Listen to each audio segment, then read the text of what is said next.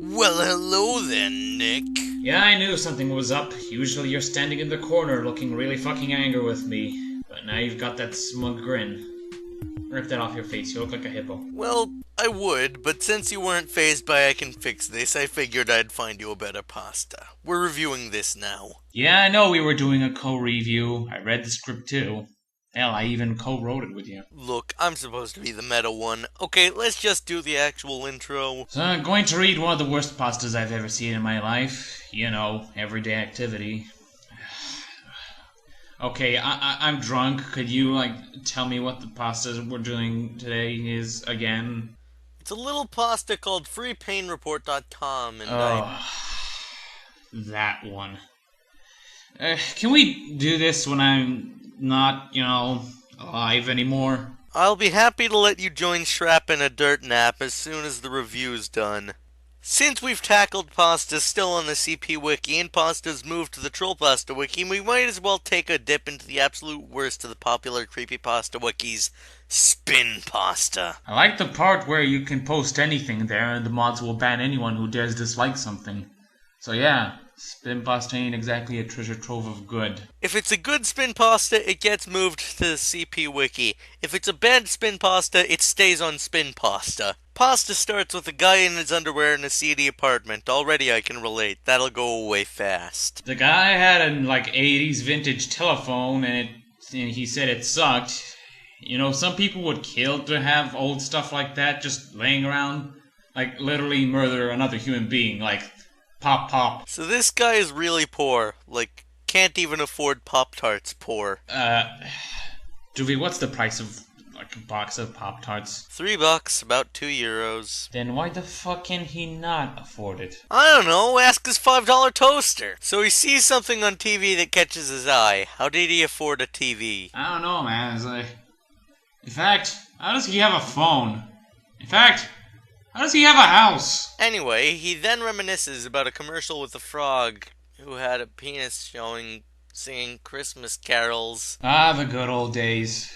No, it wasn't. Nick, from now on, mentioning Crazy Frog will get you a knife to the throat. Nah, motherfucker, I don't have a throat. Then I can say, in two different aspects, how do you even breathe? So there were 3 guys smiling and singing in this commercial, as opposed to frowning and speaking free verse poetry. Apparently they were the voice of the guy's generation. I think that one just speaks for itself. Let's move on. The lyrics were bad. We'll just display the lyrics on screen and make jokes relating to what they say. So Nick, what do you see in these lyrics that supposedly speak to him and our generation? Well, I'll tell you what I see, Duvie. I see shit. Yeah, you definitely are insane. You thought this song was a good idea. This entire song feels as if it was written by Answer My Eyes Johnson if he could feel pain. Too bad, too bad, too bad, too bad, bad. Truly the words of a poet. I think the pasta's describing itself there. Too bad to read. -1 out of 1,000. Could have scored any of those points. Instead, you just lost one. I think this entire pasta is a promotion for his great songwriting skills. And we don't say that with a grain of salt. We say that with the entire fucking salt dimension. That's just stupid. Nobody's been to the salt dimension. One person you know has. Is it Liz? No, wait. Harvey. No, wait. I got it. It's Sonia, is it? This guy rhymes prom with nom nom. Number 1, the second one was only a legitimate word when you were 10. Number 2. What? And number 3, why are we music critics all of a sudden? Because we needed to do this pasta. Don't question it. Shut up. So yeah, that's about all we felt deserved mockery in the song. Now back to the actual pasta. This guy comes back out of watching the commercial bite, not knowing whether or not he was in pain. Okay, now I'm convinced he is Answer My Eyes Johnson because he doesn't know if he's in pain or not. Let me give you a hint. If you don't know whether or not you're in pain, you're not in pain. But hey, what do we know? Just go to some shady website. They know what Actually, Nick, he doesn't go to the website. What? Yeah, he talks about FreePayneReview.com, but he actually just calls their number 1-877-PAY now. These guys are really old school. First they named their company after their website, and then they just give you their fucking phone number instead. So I guess he contacted them by phone, meaning he has no internet, in which case, how does this pasta exist? This guy doesn't want to die, despite the fact that he has no friends, lives in a shitty apartment, and his story is being reviewed by 2 jackasses on the internet. The guy really can't get a break, but damn if he's not optimistic. The guy all of a sudden feels like he's being watched through his boarded up windows and bubble wrap walls. Good God, I'm surprised he managed to afford those bootleg Pop-Tarts. This guy then just, dropped the phone and, made, dog noise. Yeah, this guy is officially insane. In fact, I think we're just reading the ramblings of an insane person. And the good people in the audience hear the ramblings about the ramblings of an insane person from the two less insane people. Great, now I've just confused everyone. He smacked himself a couple of times. That's good. That makes me want to smack him a little less. Not completely, though. He suddenly wanted an apple. Better get those toaster tarts first if you don't want him to get burnt. Don't want that bubble wrap house to melt. So this guy wants to eat an apple because the phrase "an apple a day keeps the doctor away." Doctors are hard-working and respectable people who wish none other than to help others. Join our group to destroy all apples! You so much as kill one apple and I will destem you, Nick. May their stems grow long. All hail Trouble King. So this guy started cutting an apple, then it wasn't an apple, and he started making a stupid analogy. Aha! I knew he couldn't afford an apple! This guy's like a Bizarro Venus. He was also screaming louder than Homer Simpson in a very specific episode neither of us have watched yet. Why again? This guy makes more references than we do. That's an accomplishment after Suicidal Photographer. So it turns out he was cutting his hand and it looked like an apple, despite the fact that... No, they look nothing like apples. Does he have just one finger? I'm pretty sure it's either that or it was a hallucination. I really don't doubt the second one. I'm pretty sure this guy's on PCP or has something wrong with his brain. I mean, his house is made of bubble wrap. Where else would you hear that? Then he praises God, the Lord, and the sweet dieter. Apparently dieting puts you above Jesus, at least in this mental patient's eyes. He picked up the phone with the hand he didn't bludgeon. You mean either hand? Slicing one's hand to ribbons doesn't exactly crush the hand. Did he just hit it with a hammer afterwards? Yeah, I'm just going to imagine him killing his hand in any and every way possible. There's some good thoughts, son. The guy decided to call 1-877-PAY-NOW because... Okay, so hear this.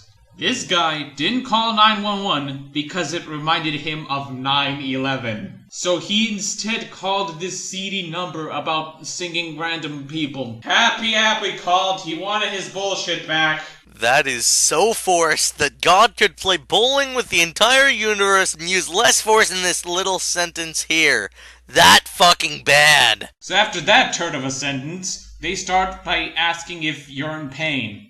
Well, since I called pay now, I want to get my pay, goddammit! Could you please have whatever a pay is delivered? Thank you. They send someone over after asking if the guy is dead. Not only did he fuck up, they're stupid as well.